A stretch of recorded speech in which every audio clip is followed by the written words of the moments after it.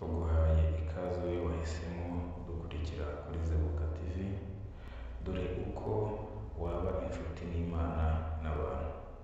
Reka nibaze kandi nawe nkubaze ni gute twabasha kugira inshuti nyinshi?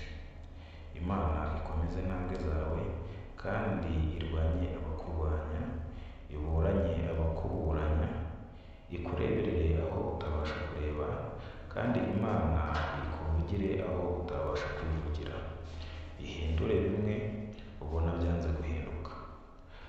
Tugarutse ku cyigisho cy'uyu munsi kivuga ukuntu twaba inshuti n'Imana ndetse n'abantu. Umuco w'ingenzi buri wese agomba kwitaho ni ukwicisha bugufi. Iyo twicishije bugufi tugira ibyishimo.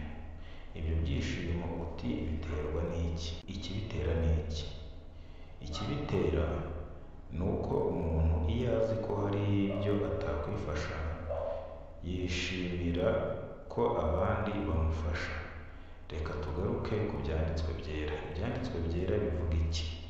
Ibuka igihe Yesu yakizaga abantu 10 ibibembe, umwe gusa muri bo niwe wagarutse gushimira Yesu ko yamukijije indwara atari kuzabasha kwikiza. Uwo mugabo wicishaga bugufi yagize umunezero mwinshi w'uko Yesu yamukijije ibibembe, ashima Imana. None se twebwe ni izihe nyungu dufite mu kwicisha bugufi? Abantu bicisha bugufi babana neza n'abandi kandi bagira inshuti nyinshi cyane. Ikibitera bita ku mico y'abandi.